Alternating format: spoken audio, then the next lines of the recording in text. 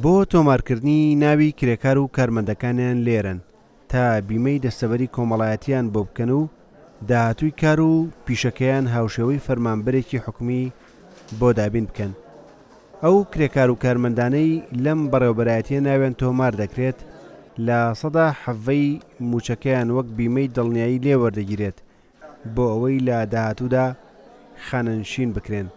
لە سەدا پێنجی بیمەکە لە موچەی کرێکاریان کارمەندەکە دەدرێت و لە سەدا دوانزەکەی دیکەش لە خاوەن کارەکە وەردەگیرێت. کرێکار لای ئێمە هەیە 2 ساڵە 3 ساڵ لای ئێمە ئەمێنێتەوە دوایی وازی لێنێت چونکە بە حکمی فڕنی سەمون باشە نامێنێتەوە بەردەوام، یعنی ئەمێنێتەوە ئەو پەری 2 ساڵ ئەو پەری 3 ساڵمێتەوە دوای ئەوە دیسانەوە بیتەوە ئەو ناوە بگۆڕی بە ناوێکی تر باشە.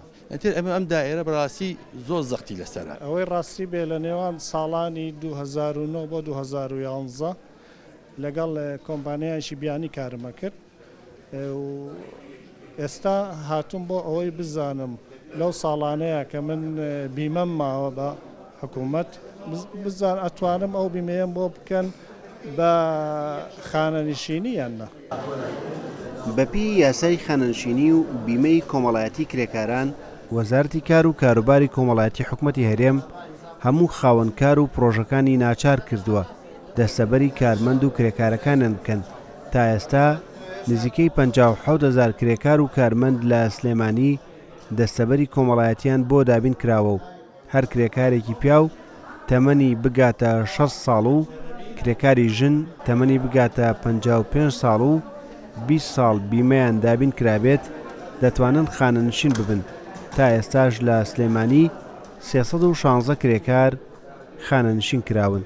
هەر کەسێک لە کەرتی تایبەت ئیش بکاتن لە هەر جۆرەی پرۆژەکە زانکۆیەکی ئەهلی بێ یاخود چێشتخانەیەک بێ یان کۆمپانیایەک بێ یان پرۆژەیەکی مقاولات بێ ئەمانە سەرجەمیان ئەبێ بە شێوەیەکی ئیزباری پێویستە خاوەنکارەکان کرێکارەکانیان دەستەبەر بکاتن و هیچ کەسێکیش بەدەر نییە جگە لەوانەیە کە فەرمانبەری حکوومەتن لە پرۆژەکاندا ئەگەر کار بکەن. لەم بەڕێوەبەرایەتیەوە مانگانە لە نێوان 5 بۆ 6 ملیار دیناری عراقی بیمەی کرێکاران دەچێتە سندوقی دەستەبەری کۆمەڵایەتیەوە و ساڵی 2024ش زیاتر لە 5 ملیار و 160 ملیۆن دینار بۆ پاداشتی کۆتایی خزمەتی کرێکارانی ناوخۆیی و بیانی خەرج کراوە. بەپێی ئەو داتایانەی لەم بەڕێوەبەرایەتیە تۆمار کراوە، ئەو کرێکارانەی لە ماوەی چەند ساڵی ڕابردوودا بەشداری بیمەی کۆمەڵایەتیان کردووە و خانەنشین کراون لە سەردەمی قەیرانی دارایی و پاشەکەوتی موچەشدا موچەکانیان دوا نەکەوتووە و لە کاتی خۆی داوەریان گرتووە. ڕێبازیوە کورسات نیوز، سلێمانی.